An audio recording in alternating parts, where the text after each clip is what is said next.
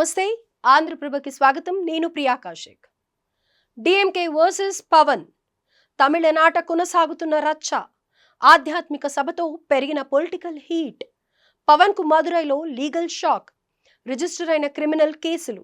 తమిళనాట మురుగు భక్తగల్ మహానాడుతో చెలరేగిన రచ్చ ఇంకా కొనసాగుతూనే ఉంది.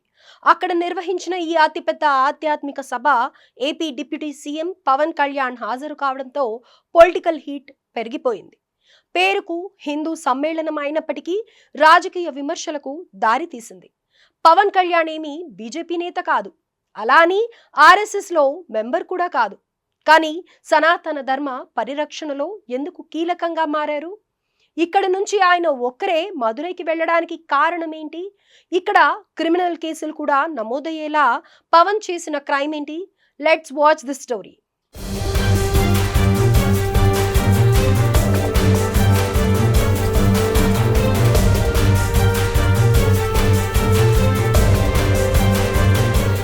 సనాతన ధర్మాన్ని రక్షించడానికి ప్రయత్నించడమే పవన్ కళ్యాణ్ చేసిన తప్ప?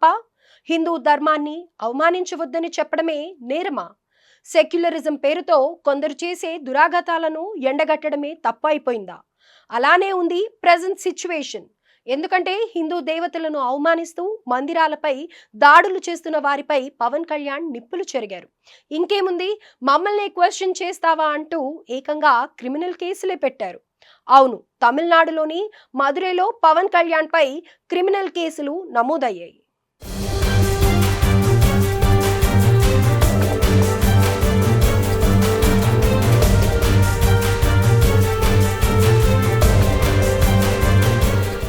దీనికి కారణం ఏంటంటే గత 10 రోజుల కిందట, అంటే జూన్ 22న మదురైలో హిందూ మునాని సంస్థ బీజేపీ సంయుక్తంగా అతిపెద్ద హిందూ సమ్మేళనం మురుగు భక్తగల్ మహానాడును ఏర్పాటు చేశాయి. దీనికి ముఖ్య అతిథిగా జనసేన అధినేత AP deputy CM Pawan Kalyan ముఖ్య అతిథిగా హాజరయ్యారు. దాదాపు అరగంట పాటు తమిళంలో పవర్ఫుల్ స్పీచ్ ఇచ్చారు. సెక్యులరిజం పేరుతో కొందరు హిందూ దేవతలను అవమానిస్తున్నారంటూ సీరియస్ అయ్యారు. గతంలో సనాతన ధర్మాన్ని తప్పుబడుతూ విమర్శలు చేసిన తమిళనాడు డిప్యూటీ సీఎం ఉదయనిధి స్టాలిన్ పై విమర్శలు గుప్పించారు. కొందరు కావాలనే పనిగట్టుకొని మరి హిందూ ధర్మాన్ని అవమానిస్తున్నారని నిప్పులు చెరిగారు. హిందువుల్ని ప్రశ్నించే వారికి అరేబియా నుంచి వచ్చిన మతాల్ని ప్రశ్నించే ధైర్యం ఉందా అని ప్రశ్నించారు. హిందూ ధర్మాన్ని తప్పితే ఇతర ధర్మాలను ఎత్తి చూపే ధైర్యం వారికి లేదంటూ పవన్ కళ్యాణ్ వ్యాఖ్యానించారు.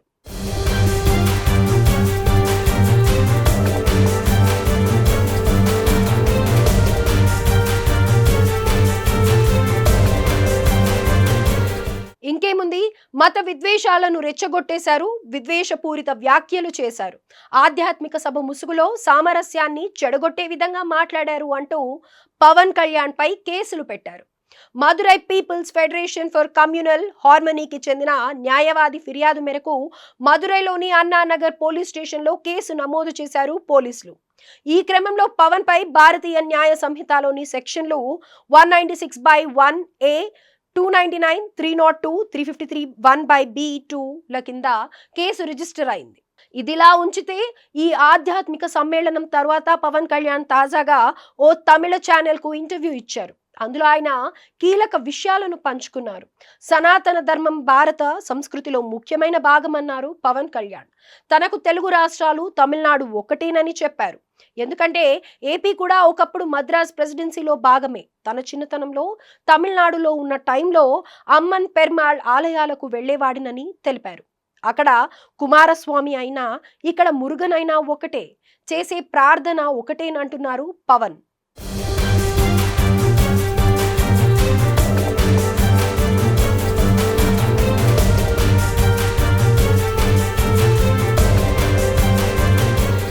అయితే కొందరు మాత్రం మురుగన్ అంటే కేవలం తమిళ దేవుడే అని చెబుతుండగా పవన్ మాత్రం అందరికీ ఆయన దేవుడని చెబుతున్నారు. సో మరి అలాంటప్పుడు పవన్ కళ్యాణ్ గుజరాత్, ఉత్తరప్రదేశ్ వంటి రాష్ట్రాలకు ఎందుకు వెళ్ళలేదు?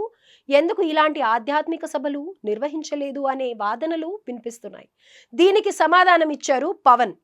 కేవలం సనాతన ధర్మం, హిందూ ధర్మాన్ని పరిరక్షించే భాగంగా ప్రజలందరి తరఫున గొంతు విప్పేందుకు వెళ్ళానన్నారు. రాజకీయాలు అంటే వేరు, కానీ దేవుడు అంటే మాత్రం అందరికీ ఒకటేనని చెప్పారు. ఎగ్జాంపుల్కు కరాచీలో మురుగన్ ఆలయం, మలేషియాలో సుమారు 170 అడుగుల ఎత్తులో మురుగన్ విగ్రహమని చెప్పుకొచ్చారు. ఒక్క మాటలో చెప్పాలంటే మురుగన్ అందరి జీవితాల్లోనూ భాగమేనని తెలిపారు. పవన్ బీజేపీ పార్టీ నేత కాదు, అలాగే ఆర్ఎస్ఎస్ లో భాగం కాదు. అయినప్పటికీ పవన్ కళ్యాణ్ సనాతన ధర్మం, హిందుత్వ పరిరక్షకుడిగా ఎందుకు పనిచేస్తున్నారన్న ప్రశ్నకు కూడా ఆయన ఆన్సర్ ఇచ్చారు. సగటు హిందూ పౌరుడిగా ప్రతి హిందువు ఆలోచనను తన గొంతు ద్వారా ప్రతిధ్వనిస్తున్నట్లు చెప్పుకొచ్చారు.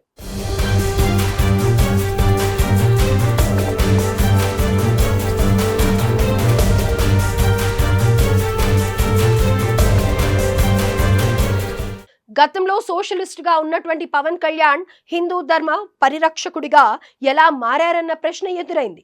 దీనికి ఆయన తనదైన శైలిలో సమాధానం ఇవ్వడం విశేషం. సోషలిజం అంటే ప్రత్యేకంగా ఏం లేదు, హ్యుమానిటీనేనని చెప్పారు.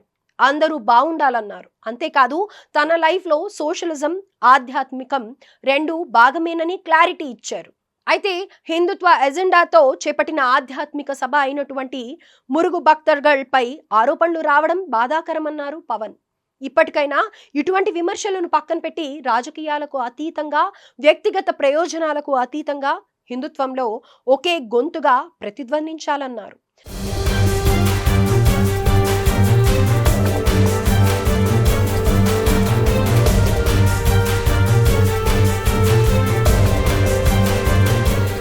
సనాతన ధర్మం, హిందూ ధర్మ పరిరక్షణకు పార్టీలతో సంబంధం లేకుండా ప్రతి ఒక్కరూ ముందుకు రావాలని పిలుపునిచ్చారు. అయినప్పటికీ తమిళనాడులోని డిఎంకేతో పాటు మరికొంతమంది మాత్రం పవన్ కళ్యాణ్ పై మండిపడుతూనే ఉన్నారు. ఆయన కావాలనే అక్కడి డిప్యూటీ సీఎం ఉదయనిధి స్టాలిన్ ను టార్గెట్ గా చేసుకుని విమర్శలు చేశారంటున్నారు. అంతేకాదు తమిళనాట కాషాయ జెండా ఎగరవేయడానికి శతవిధాలా ప్రయత్నిస్తున్న బీజేపీకి సాయంగా, అంటే కూటమిలో భాగంగా ఉన్న జనసేనాని అక్కడికి వెళ్లి హిందుత్వం, ఆధ్యాత్మికం పేరుతో రాజకీయాలు చేస్తున్నారంటూ మండిపడుతున్నారు. అంతటితో ఆగకుండా క్రిమినల్ కేసులు కూడా నమోదు చేయడం గమనార్హం. మొత్తంగా ఈ విషయం తమిళనాట పొలిటికల్ వేడిని పెంచుతోంది.